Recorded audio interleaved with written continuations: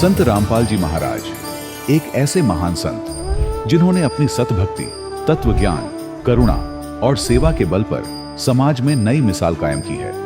संत रामपाल जी महाराज की अगुवाई में उनके सभी सतलोक आश्रमों से समाज कल्याण के अद्भुत कार्यों ने समाज को सुनहरे भविष्य की एक नई उम्मीद दिखाई है।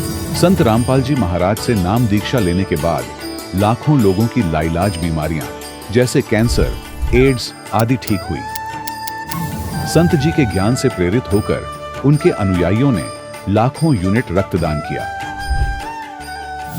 संत जी ने लाखों बहन बेटियों का दहेज मुक्त विवाह करवाया।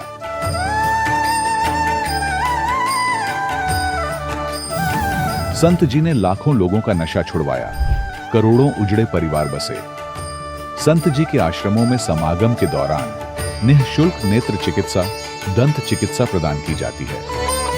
संत रामपाल जी महाराज द्वारा समय समय पर पर्यावरण संरक्षण के उद्देश्य से बड़े स्तर पर वृक्षारोपण किया जाता है। संत जी ने जरूरतमंदों को तत्काल राहत पहुंचाने के लिए एम्बुलेंस सेवा शुरू की। संत जी अपने अनुयायियों को देहदान के लिए प्रेरित करते हैं, जिससे मानवता की सेवा और चिकित्सा क्षेत्र में सुधार हो सके। संत रामपाल जी महाराज के सभी आश्रमों में हर रोज निःशुल्क भंडारा आयोजित किया जाता है, जहां हर वर्ग, हर जाति और हर धर्म के लोग एक साथ बैठकर भोजन करते हैं।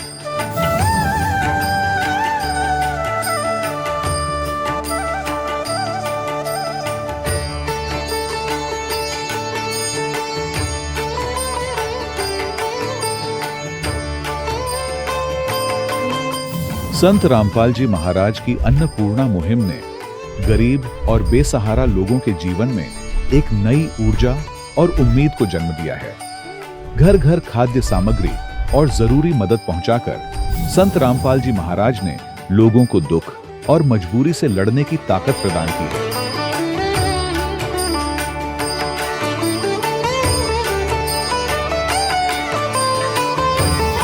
संत रामपाल जी महाराज द्वारा गरीब लोगों के लिए घर बनवाने का अद्भुत कार्य एक ऐसी मिसाल कायम कर रहा है जो सदियों सदियों संत जी की उदारता और दया भावना के तौर पर जाना जाएगा।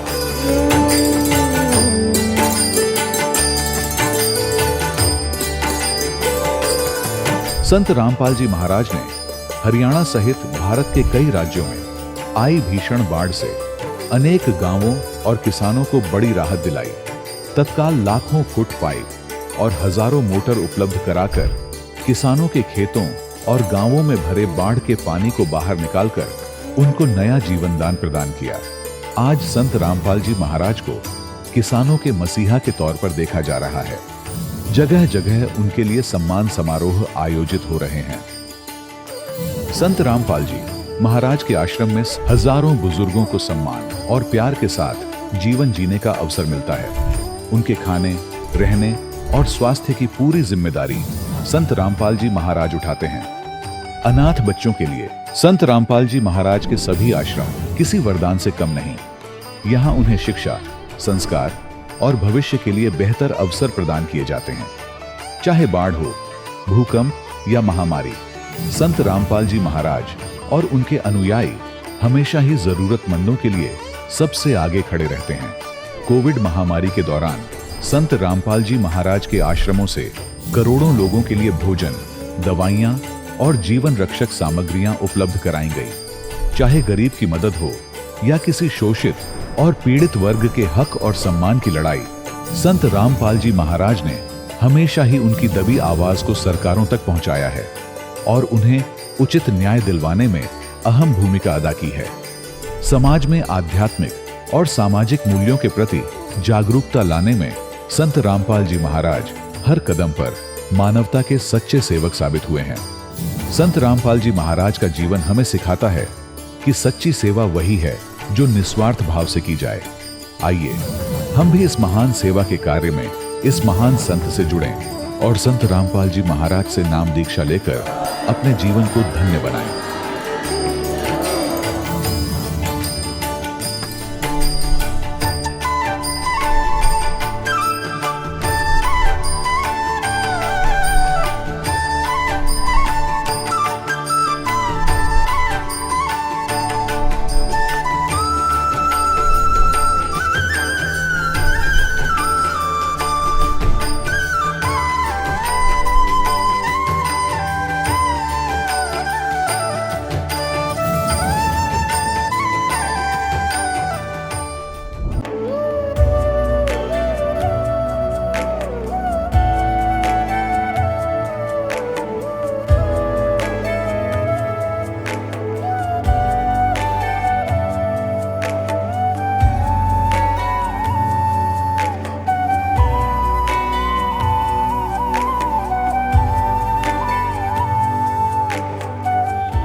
पवित्र श्रीमद् भागवत गीता, पवित्र चारों वेद, पवित्र कुरान शरीफ, पवित्र बाइबल, पवित्र गुरु ग्रंथ साहिब, पवित्र कबीर साहिब की वाणी में छुपे हुए गूढ़ रहस्य अर्थात तत्व को जानने के लिए कृपया अवश्य सुनिए जगत गुरु तत्वदर्शी संत रामपाल जी महाराज के मंगल प्रवचन।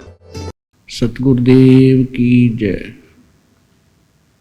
बंदी छोड़ कबीर परमेश्वर जी की जय। बंदी छोड़ गरीबदास जी महाराज जी की जय हो। स्वामी रामदेवानंद जी गुरु महाराज जी की जय हो।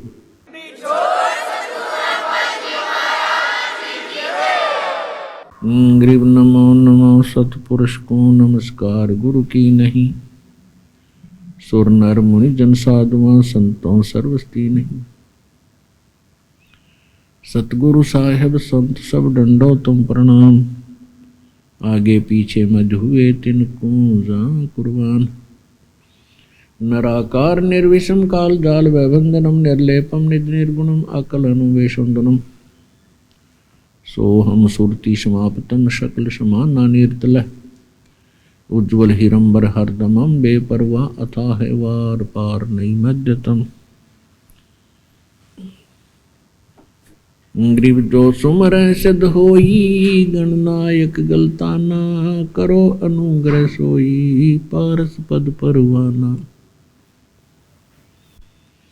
आदि गणेश मनाऊं गणनायक देवन देवा। चरण कमल लो लाऊं आदंत करूं सेवा। परम शक्ति संगीतम रिद्धि सिद्धि दाता सोई।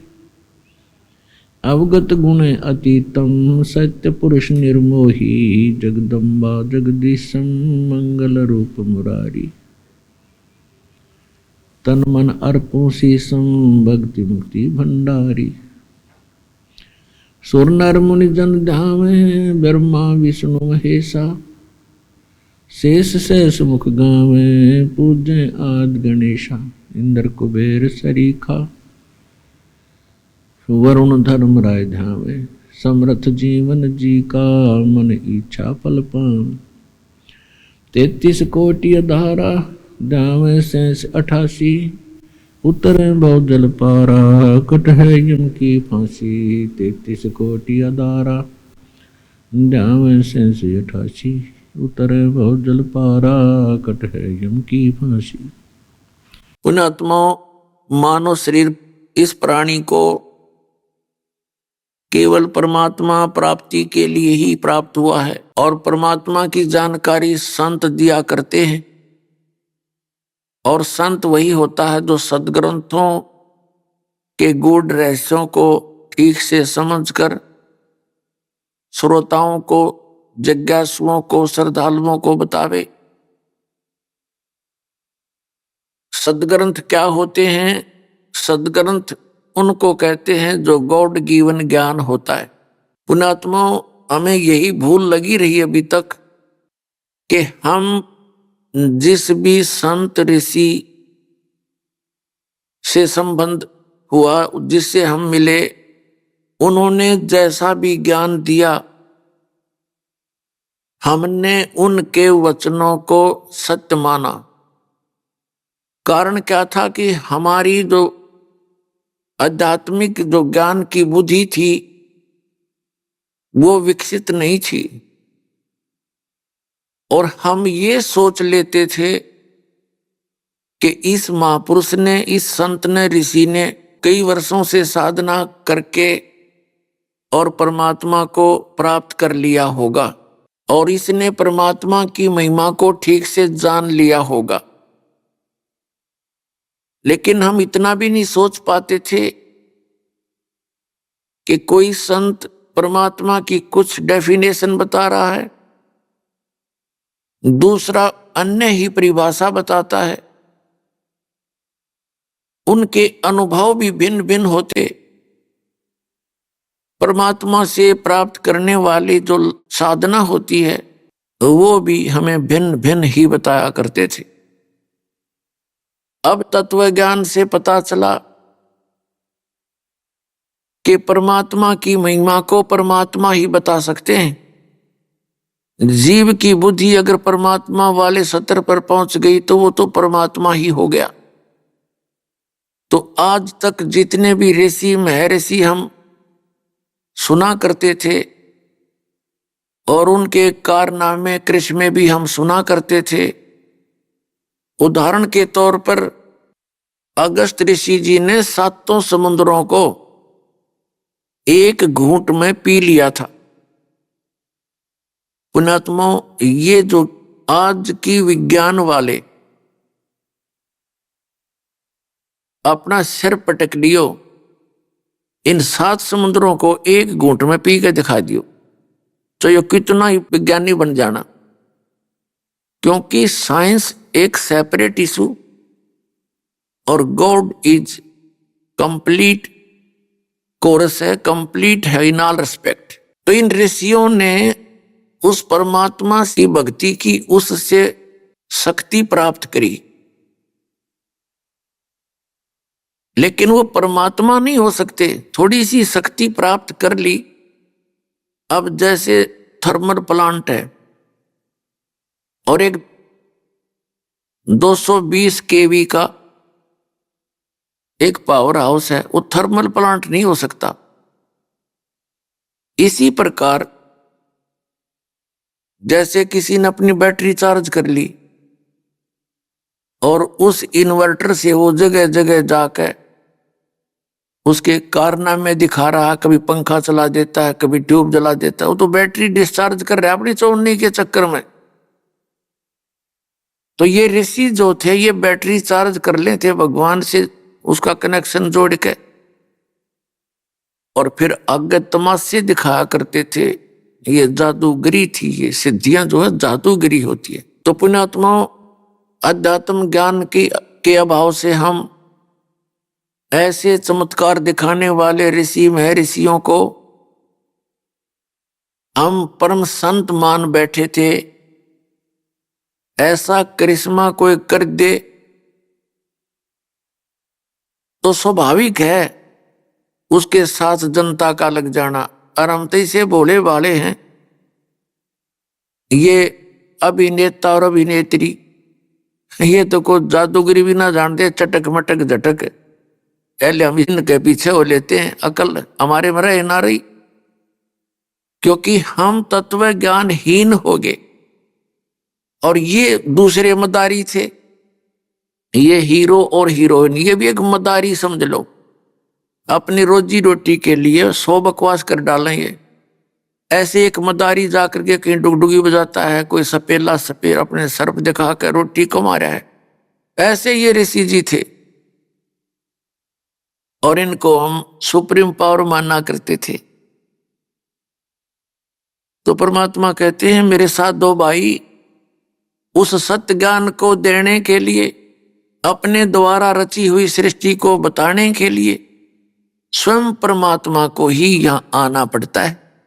क्योंकि अन्य सब जीव हैं, वो कुल एक पीव है, वो एक ही मालिक है, वो एक ही सबका पिता है, उसमें सर्व गुण है, माता और पिता, और पति माने कुल मालिक स्वामी के। तो उसके अतिरिक्त जिन्होंने भी जैसा कोई अनुभव अपने सामर्थ्य अनुसार प्राप्त किया वो इनकम्प्लीट ही था, वो अधूरा था, और उस अधूरे को उसने पूर्ण मान रखा था। और फिर उनके अनुयायियों ने भी उसको कंप्लीट ही मान रखा था, अपने गुरु ऋषि पीर पैगंबर के उस संदेश को। और साथ साथ हम अपने सदग्रंथों को सत्य मानते थे। सदग्रंथ कौन कौन है? पवित्र 4 वेद, ऋग्वेद, यजुर्वेद, सामवेद, अथर्ववेद और श्रीमद् भगवद गीता, 18 पुराण। इन सभी को हम अपने सदग्रंथ मानते थे और सत्य मानते हैं। और हम ये भी मानते थे कि जितने गुरु ब्राह्मण, ऋषि मंडलेश्वर, पीर महंत, ये इन्हीं सदग्रंथों के अनुकूल ज्ञान हमें दे रहे हैं। क्योंकि वो रेफरेंस इन्हीं का दिया करते थे। तो हमें कोई प्रॉब्लम नहीं आई, हमने कोई डाउट पैदा नहीं हुआ कि ये झूठ बोल रहे होंगे। अब परमात्मा ने आके 600 वर्ष पहले उस तत्व ज्ञान को परमात्मा स्वयं आकर ज्ञान बताते हैं। श्रीमद् भगवत गीता अध्याय नंबर 4 के श्लोक नंबर 32 में स्पष्ट किया है कि अर्जुन, जो तूने श्रीमद् भगवत गीता अध्याय नंबर 4 के श्लोक नंबर 25 से लेकर 30 तक जो ज्ञान सुना समझा कि जितने भी साधक हैं अपनी अपनी साधनाओं को करते हैं। जैसे कोई तो देवताओं की पूजा ही करता है, और कोई व्रत रखता है, कोई योग अभ्यास ही करता है, कोई स्वाध्याय करता है, और कोई हिक्षण यानी हिंसावादी व्रत रखता है, जैसे मुंह पर पट्टी बांध ली, नंगे पैरों फिरता है। और ये सभी अपनी अपनी साधनाओं को सत्य मानते हैं, पाप नाशक मानते हैं।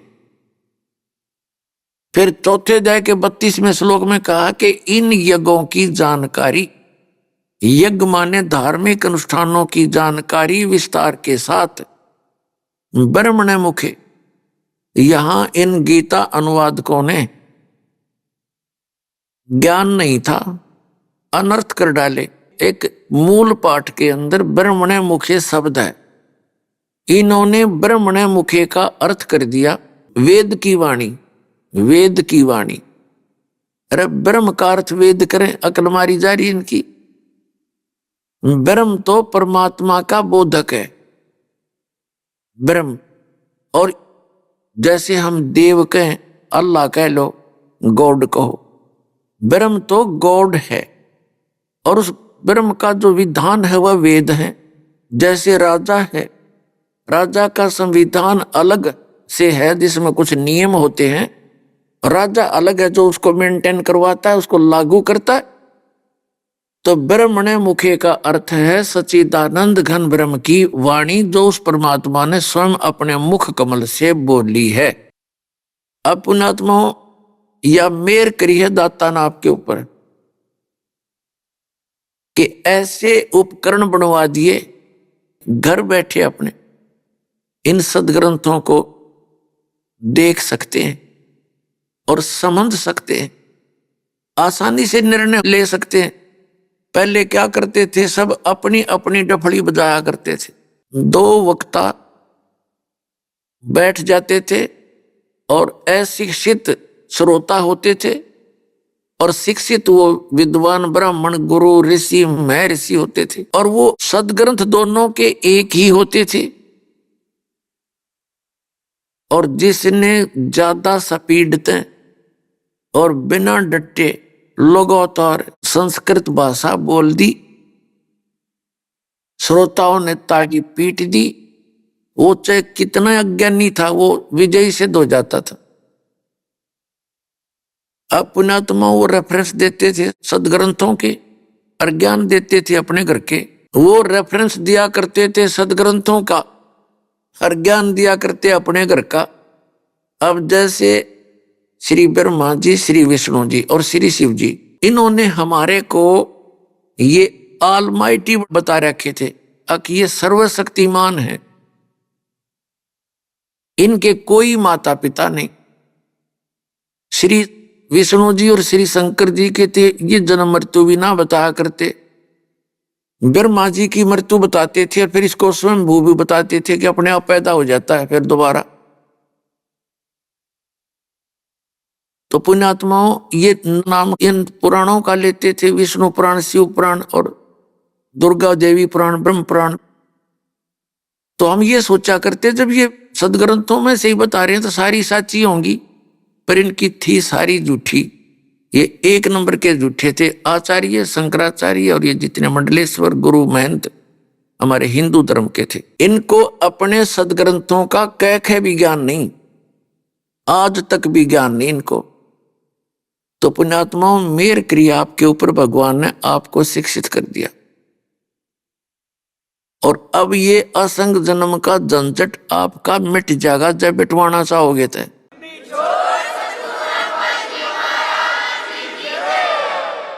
और जब गफलत करोगे और इतना सुअवसर प्राप्त करके भी, जैसे बच्चा स्कूल में प्रवेश पाता है, विद्यालय में, और परिवार वाले उसको पूरी छूट देते हैं, पूरी सुविधा देते हैं, खूब खा पी, अच्छा ओढ़ पैर, लेकिन बेटा अपनी पढ़ाई करके सफल हो, तो वो चांस आपको मिला हुआ है जितने मनुष्य शरीरधारी प्राणी हैं इस पृथ्वी के ऊपर। और जो उस समय को व्यर्थ खो देते हैं गफलत के अंदर, वो आजीवन मजदूर बनकर रहते हैं। और जो सफल हो जाते हैं वो सुख प्राप्त करते हैं, कारों में चलते हैं, पंखों के नीचे लेटते हैं। और जो गफलत कर जाते हैं विद्या के समय में, तो वो आप भी मजदूरी करते हैं, उनके बच्चे भी वहां मिट्टी के अंदर लेटे हुए होते। तो पुण्यात्माओं, यदि आप ईब चूक गए इस गोल्डन चांस को, ये गोल्डन चांस है चारों युगों का, ये प्राइम टाइम है उस भक्ति का, मोक्ष का। इसमें कंप्लीट कोर्स आपको दिया जा रहा है।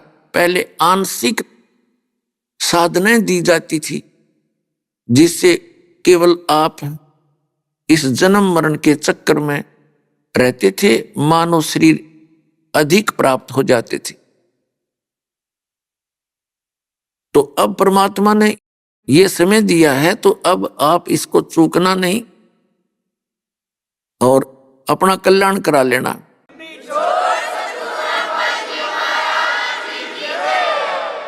प्रसंग चल रहा है कि श्रीमद् भगवत गीता अध्याय नंबर 4 के श्लोक नंबर 32 में एक ब्रह्मण्य मुख्य शब्द है मूल पाठ में। तो इन अनुवादकर्ताओं ने इसका अड़ंगा कर रखा है, वेद की वाणी में लिख दिया। श्रीमद् भगवत गीता अध्याय नंबर 17 श्लोक नंबर 23 में यही ब्रह्मण्य शब्द है। ब्रह्मण्य ओम तत्सत इति निर्देश है, ब्रह्मण्य तिर्विध समर्थ है, ब्राह्मणा तेन वेदा च यज्ञा विहिता पुरा। पुण्यात्माओं, आपने सनातन धर्म सुना, और सनातन धर्म के व्यक्ति श्री ब्रह्मा, श्री विष्णु, श्री शिव जी से ऊपर उनकी बुद्धि नहीं गई। और किसी ने ब्रह्म मानकर पूजा की तो भी लास्ट में उनके साथ कैसे धोखा हुआ। उन्होंने साधनाएं की, वेदों अनुसार ओम नाम का जाप शुरू किया, और ब्रह्मा जी को आकाशवाणी हुई थी जब इसका जन्म हुआ था, तब ये युवा हुआ था कि तप करो तप करो। वो तप करो का आदेश था इस ब्रह्म का, काल का, और ब्रह्मा जी ने सोचा ये भगवान का आदेश है, वो तप, तो उस आकाशवाणी से ग्रहण कर लिया। और यजुर्वेद के 40वें अध्याय के 15वें मंत्र से ओम मंत्र ले लिया। ओम मंत्र को उस पूर्ण परमात्मा का जानकर ऋषियों ने साधना की,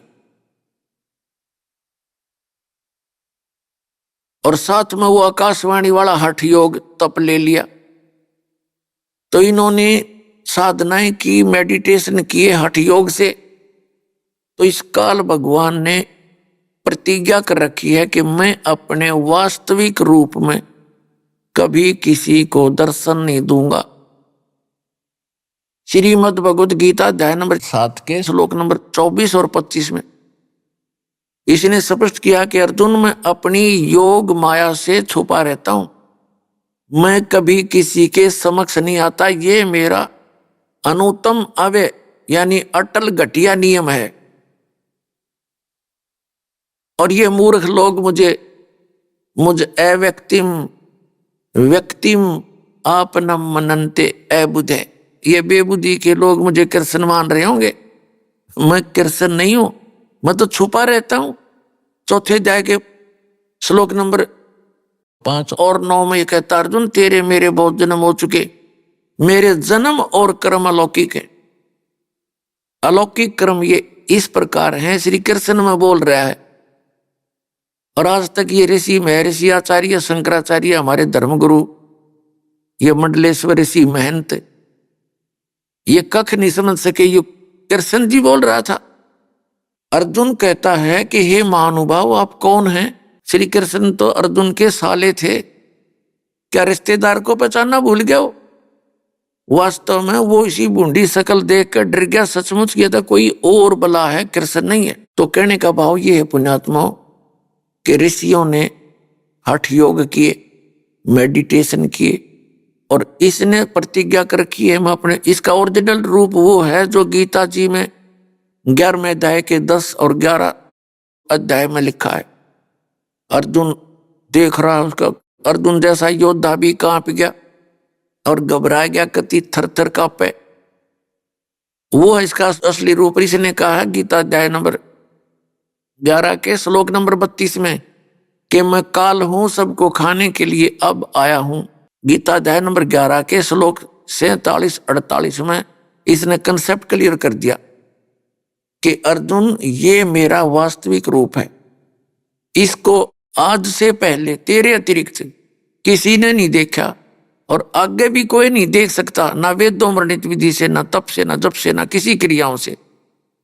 इति सिद्धम के वेदों में वर्णित विधि तो वही है जो श्रीमद् भगवद गीता में वर्णित है, वही वेदों में है। तो परमात्मा प्राप्ति नहीं हो सकती। उसके लिए ऑप्शन छोड़ रखा है कि यदि तुमने उस परमात्मा की शरण में जाना, इसने तो कसम खा रखी है मैं दिखूंगा नहीं किसी ने, मैं किसी के सामने आऊंगा ही नहीं, फाइनल है। और इसी कारण से हजरत मोहम्मद जी को इसी काल भगवान ने पर्दे के पीछे से सारे आदेश दे दिए, और वही ये गीता के अंदर श्री कृष्ण में प्रवेश करके ज्ञान दे रहा है गीता का। तो इन्होंने जब साधनाएं की तो इस काल भगवान ने किसी को तो ब्रह्मा जी के रूप में दर्शन दे दिए, तो उस ऋषि ने ये सोच लिया कि ये ब्रह्मा जी जो हैं ये कंप्लीट गॉड हैं, ये छुपा रहे अपने आप को। हर ब्रह्मा जी को पता भी नहीं वो कौन आया था। ऐसे किसी को विष्णु जी के रूप में दर्शन दे दिए समाधि में, किसी को शंकर भगवान के रूप में दर्शन दे दिए समाधि में, किसी को दुर्गा के रूप में। तो जिस ऋषि ने समाधि दशा में विष्णु जी के रूप में दर्शन किए उसने इस सतोगुण विष्णु को कंप्लीट गॉड बता दिया, डंडोरा पीट दिया, अपनी गवाही दे दी। किसी ने ब्रह्मा जी के रूप में दर्शन हुए तो उसने ब्रह्मा जी को कंप्लीट गॉड बता दिया। जिसको शंकर जी के रूप में काल ने दर्शन दिए तो उन्होंने श्री शंकर भगवान को कंप्लीट गॉड बता दिया, अजन्मा, अविनाशी, सर्वशक्तिमान। और जिसको देवी के रूप में दर्शन दे गया उसने देवी की महिमा गानी शुरू कर दी। तो ये भूल भुलैया न्यों पड़ रही थी। कबीर साहब कहते हैं नौमन सूत उलझिया ऋषि रहे जखमार, और सतगुरु ऐसा सुलझा दे उलझे ना दूजी बार। अब ऐसा सुलझा देगा ये दास, इस कलयुग में नहीं उड़ जाएगा युद्धात्म ज्ञान। भक्ति को करियो चाहे ना करियो।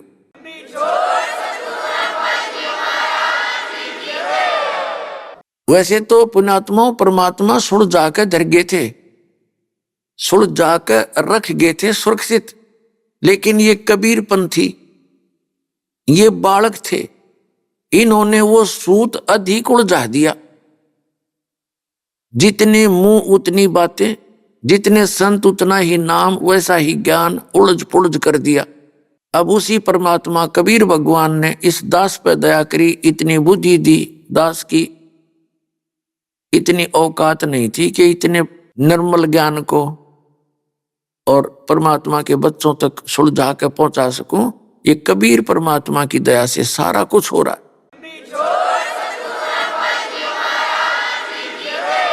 तो पुण्यात्मा जो प्रसंग चल रहा था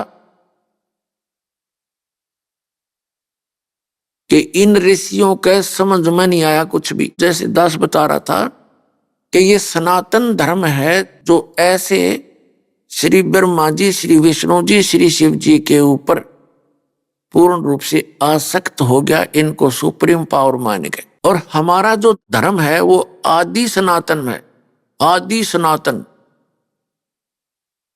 जैसे श्रीमद् भगवत गीता अध्याय नंबर 17 के श्लोक नंबर 23 में कहा है कि ओम तत् सत इति निर्देश है ब्रह्मणे त्रिविध समर्थ है ब्राह्मणा तेन वेदा च यज्ञा विहिता पुरा।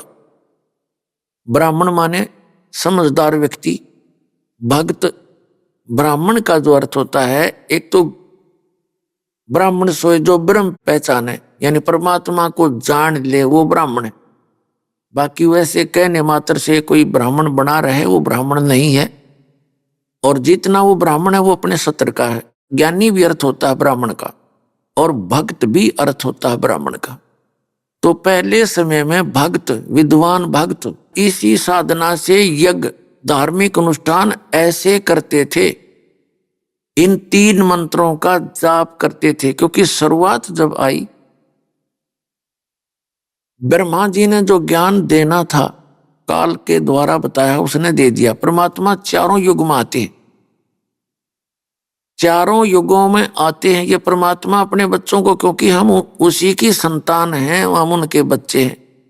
अपनों के लिए अपने दुखी होया करें, दूसरे तो ठोकर मारे, डांट मारे और मजदूरी करवावें, और अपने पिता के पास आने के बाद हम नखरे करें और बढ़िया खुआओ पिवाओ और उड़ाओ परावे मात पिता के घर पे। हमारा सबका मात पिता ये कबीर भगवान है, अल्लाह अकबर है। और हम फंस गए इस काल के, इसने हमारी बिरानवाटी कर रखी है, नो मजदूरी करो और खाओ, और सतलोक में कुछ करना नहीं, नो बड़े भंडारे। अभी आपने सुने संत रामपाल जी महाराज के मंगल प्रवचन। आइए अब सुनते हैं संत रामपाल जी महाराज से नाम दीक्षा लेकर सतभक्ति करके अद्भुत लाभ प्राप्त करने वाले अनुयायी के विचार। दर्शकों, सोचिए, यदि कोई मनुष्य अपने जीवन में कठिन तपस्या करता हो और धार्मिक अनुष्ठानों में लीन रहता हो, वह व्रत उपवास करता हो, तीर्थ यात्राएं करता हो और विभिन्न देवी देवताओं की आराधना में अपना समय और श्रम समर्पित करता हो, लेकिन फिर भी उसके जीवन में न उसे आत्मिक शांति मिले और न ही सच्चे सुख की अनुभूति हो, तो फिर आखिर में वह मानसिक रूप से परेशान हो जाता है। दर्शकों, आज हम आपको ऐसी ही एक कहानी सुनाने जा रहे हैं जो महाराष्ट्र की रहने वाली रंजना दासी जी की है। रंजना जी ने बचपन से ही भक्ति में रुचि ली और मंदिरों, आश्रमों में जाकर साधनाएं भी की, लेकिन इतनी भक्ति साधना करने के बाद भी इनका जीवन कठिनाइयों से भरा रहा। लेकिन दर्शकों, आज रंजना जी का कहना है कि जब से मैंने संत रामपाल जी महाराज से नाम दीक्षा ली है, तब से मेरा जीवन पूर्णतः बदल गया है। मेरी व मेरे परिवार की 22 सालों से चल रही प्रेत बाधा की समस्या भी दूर हो गई है और अब मैं शास्त्रों के अनुसार भक्ति कर रही हूँ तथा अब मैं और मेरा परिवार सच्चे सुख की प्राप्ति कर रहा है। दर्शकों, आखिर ऐसा क्या हुआ जो रंजना जी ने अपने धर्म में बताई गई भक्ति साधना को शास्त्र विरुद्ध बताया और संत रामपाल जी महाराज द्वारा बताई गई साधना को शास्त्रों के अनुसार बताया है? आखिर इसके पीछे की सच्चाई क्या है? आइए सुनते हैं रंजना जी की कहानी, उन्हीं की जुबानी। जी नमस्कार। नमस्कार।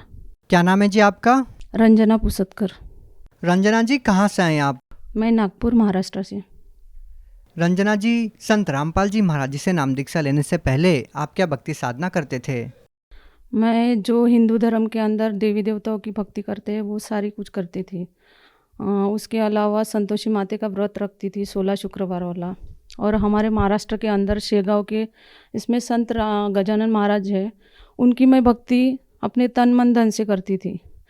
उनकी बावन्नी किए बगैर मैं सोती नहीं थी और उनकी बावन्नी करे बगैर मैं, यानी जगने के बाद सबसे पहले उनकी बावन्नी करके ही दिन की शुरुआत होती थी मेरी। और शिव जी की पूजा करती थी, श्रावण महीने में उनको बेल चढ़ाना। ये नवरात्र के दिन में दुर्गा देवी की भक्ति करती थी और बाकी सारे ये तीज त्यौहार जो भी आते थे वो सारे कुछ मैं करती थी।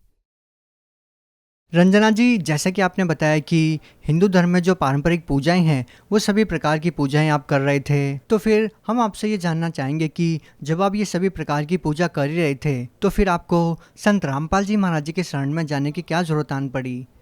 जी, भगवान का दिया हुआ सब कुछ था, पर मुझे मानसिक शांति नहीं थी, क्योंकि हमारे घर में 22 साल से पुरानी प्रेत बाधा थी मेरे पति को। वो प्रेत बाधा पूरे परिवार को यानी बहुत सताती थी। उनको खुद को भी उसकी तकलीफ़ होती थी और हम लोगों को भी वो तकलीफ़ देते थे। तो ये सब होने के बाद भी अगर मानसिक शांति नहीं है तो ये भौतिक लाभ का मैं क्या करूं? ये पैसे है, जो भी कुछ है भौतिक लाभ, इसका मैं क्या करूं? तो इसके लिए मैं भटकती थी कि शांति कहाँ पे है, सुख नाम की चीज़ जो चीर शांति बोलते हैं वो कहाँ मिलेंगी, ऐसा मैं ढूंढ ही रही थी। तो एक दिन हमारे यहाँ एक आंटी आई, तो उन्होंने मेरी पूजा पाठ भक्ति देख के उन्होंने बताया कि आप इतनी भक्ति करते हो पर आपने गुरु धारण नहीं कर रखा, तो गुरु बगैर तो भक्ति सफल नहीं है, ऐसा उनका कहना था। मैं बोली ठीक है, गुरु भी करेंगे। तो गुरु मेरे पति जो है 2012 में संत राजेश्वराचार्य करके है अमरावती ज़िले में, तो उनके यहाँ आया जाया करते थे। ये मुझे बताते थे कि वो ऐसे संत है, वो ऐसी समाधि लगाते हैं, समाधि 4-4 घंटे तक की उनकी समाधि चलती है, ना वो पलके झपकते हैं ना हाथ पैर हिलाते हैं, बताते थे मुझे, पर मुझे यानी विश्वास नहीं था।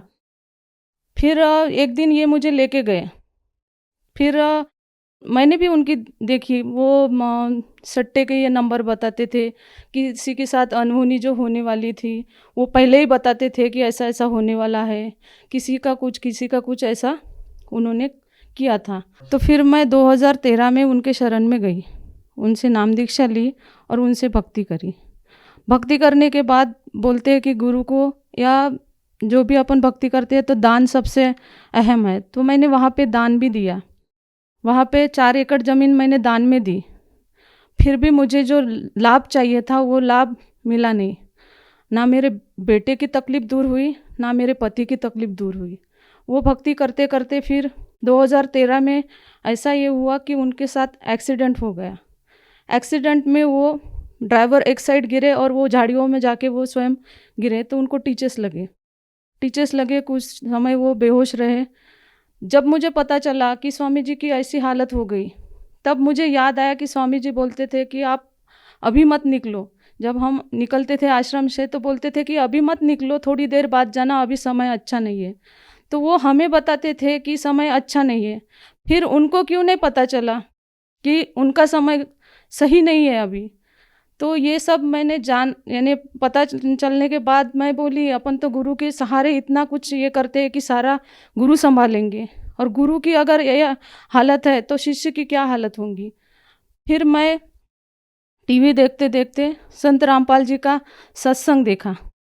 सत्संग में संत रामपाल जी बता रहे थे कि पूर्ण गुरु की पहचान क्या है, पूर्ण गुरु कौन सी भक्ति देते हैं, पूर्ण गुरु से की हुई भक्ति से क्या लाभ मिलते हैं, ये उस दिन बता रहे थे गुरु जी। तो मैंने वो सत्संग 1 महीने तक के देखा। फिर सत्संग देखने के बाद मैं अपना बेटा, बेटी और मेरे पति तीनों को बताया कि अपन जो भक्ति कर रहे हैं वो भक्ति मार्ग अपना सही नहीं है, करके अपने को सुख नहीं मिल रहे। तो मेरा बेटा 10 साल का था, तो 10 साल का बेटा मेरा बोलने लगा कि हाँ माँ ये सही होगा, तभी तो दुख है।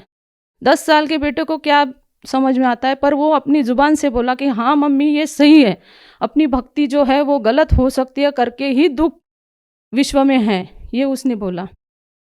फिर बाद में हमने 1 जनवरी 2016 को मैं, मेरे दोनों बेटे और मेरे पति चारों ने नामदान लिया। रंजना जी, जैसे कि आपने बताया कि आपने संत रामपाल जी महाराज जी से नाम दीक्षा ली, तो हम आपसे ये जानना चाहेंगे कि जब आपने संत रामपाल जी महाराज जी से नाम दीक्षा ली, आपके जीवन की जो प्रॉब्लम थी, जो समस्याएं आपको थी, क्या नाम दीक्षा लेने के बाद उन समस्याओं से आपको छुटकारा मिला? मुझे दोनों जो तकलीफ़ थी, मैं मानसिक भी परेशान थी और बेटे की वजह से वो शारीरिक परेशानी भी उसको थी। ये दोनों परेशानी से मैं पहले प्रथम नाम जब मैंने लिया तो 4 महीने के अंदर मेरे बेटी की जो तकलीफ़ थी वो बिना गोली, बिना इंजेक्शन, बिना ऑपरेशन की दूर हुई। और मेरे पति की प्रेत बाधा, उनको 22 साल पहले की प्रेत बाधा थी। उनको परेशानी ये थी कि उनकी आंखें लाल हो जाती थी, शरीर पूरा गर्म हो जाता था और चिड़चिड़ापन इतना होता था उनको, और अस्वस्थ रहते थे, वो खुद भी अस्वस्थ रहते थे, और निगेटिविटी इतनी थी उनके अंदर कि हर चीज़ को लेके वो निगेटिव बोला करते थे, निगेटिव ही उनकी थिंकिंग रहती थी। यहाँ मत जाओ ऐसा हो जाएगा, वहाँ मत जाओ, यानी एक्सीडेंट, ये वो, यानी बहुत सी यानी उनको परेशानी, यानी वो भी खुद रियलाइज़ ये करते थे और हमको भी बताते थे कि वहाँ मत जाओ, यहाँ मत जाओ, ऐसा मत करो, वैसा मत करो। तो ये सारी चीज़ों से मुझे राहत मिली। और संत रामपाल जी के शरण में आने के बाद मुझे आर्थिक लाभ हुआ। आर्थिक लाभ, मेरे पति बिल्डरशिप का बिजनेस है उनका, वो पार्टनरशिप में करते थे बिजनेस, तो उनका पार्टनर उनके 3.5 करोड़ रुपए लेके चला गया। बाद में मेरे पति के पास कोई चारा नहीं था, पर मैंने उनको राहत दी कि अपन पूर्ण संत के शरण में हैं।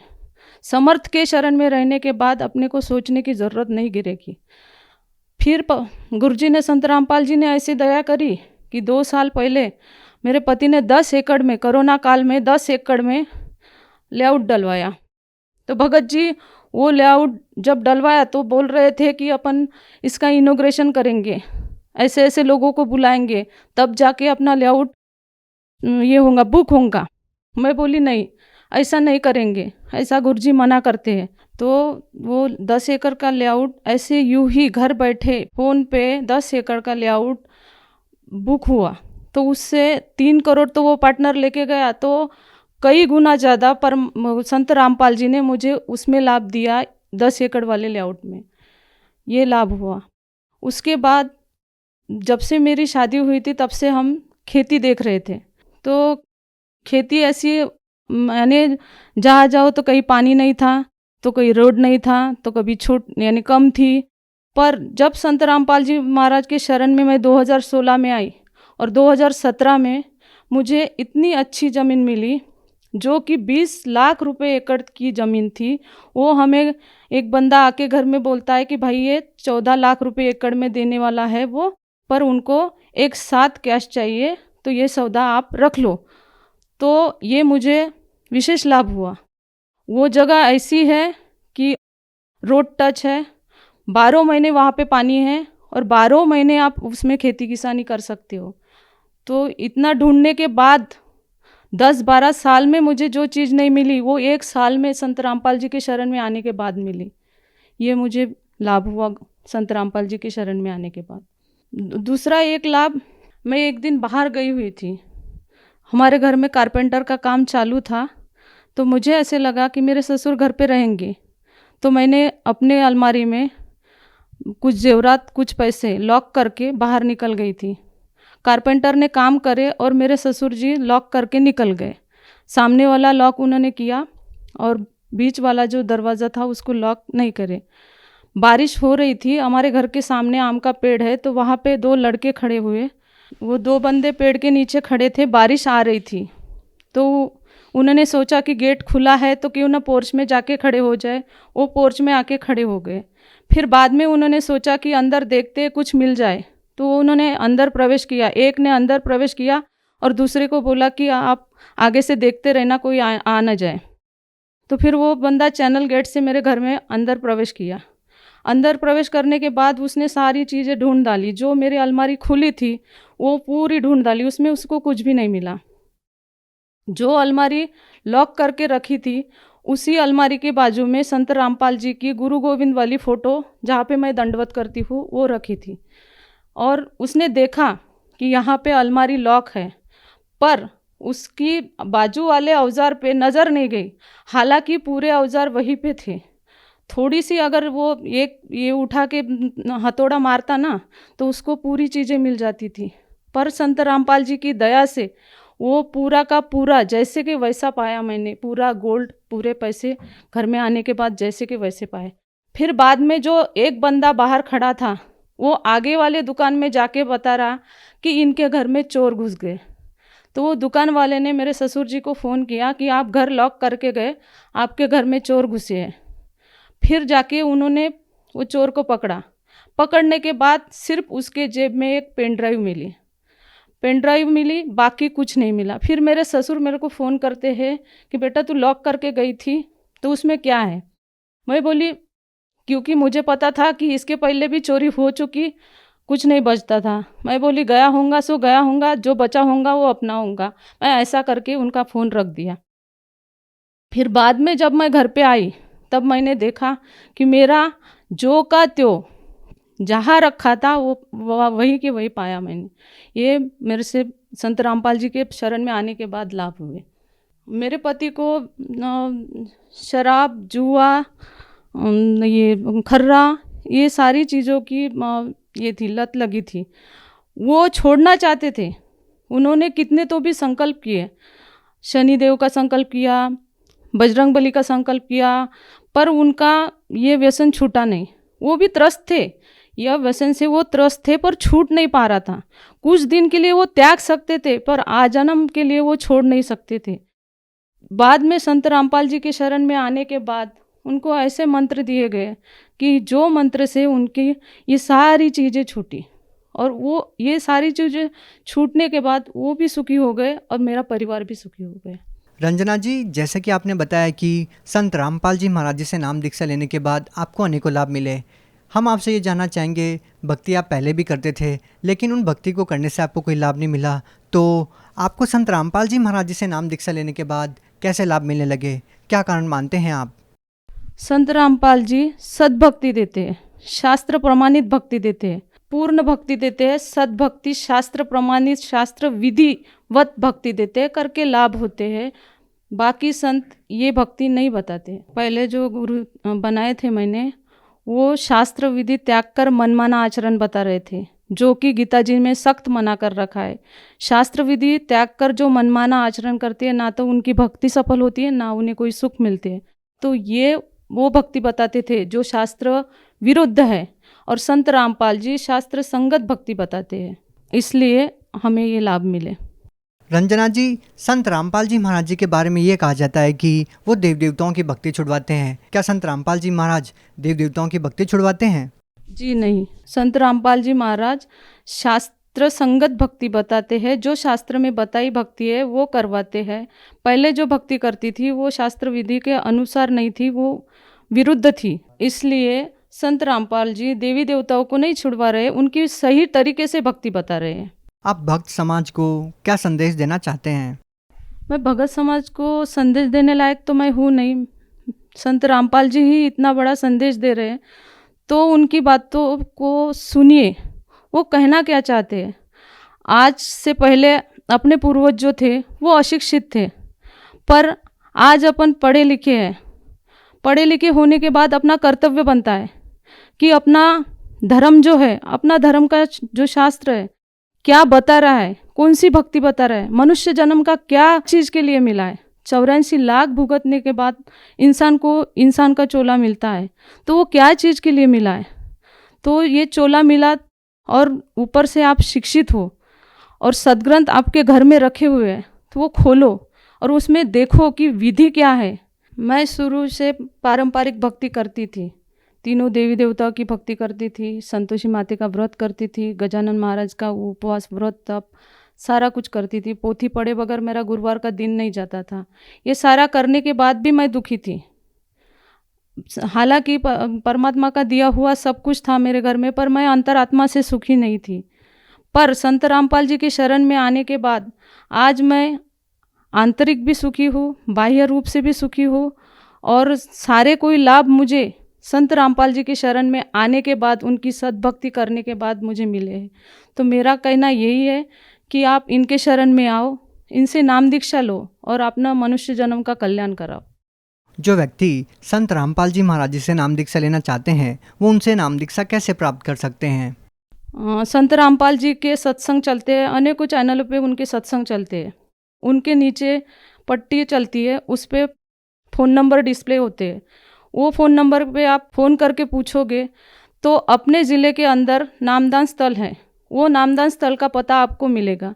वहाँ से आप निःशुल्क नाम दीक्षा ले सकते हो। ऑनलाइन, अगर आपको ऑनलाइन से अगर गुरुजी का ज्ञान सुनना है तो ट्विटर, यूट्यूब, फेसबुक, इस पे जाके भी आप उनका सत्संग सुन सकते हो। नीचे दिए गए फ़ोन नंबर पे आप फ़ोन करके आप अपने ज़िले के अंदर निःशुल्क नाम दीक्षा ले सकते हो। जी धन्यवाद। धन्यवाद।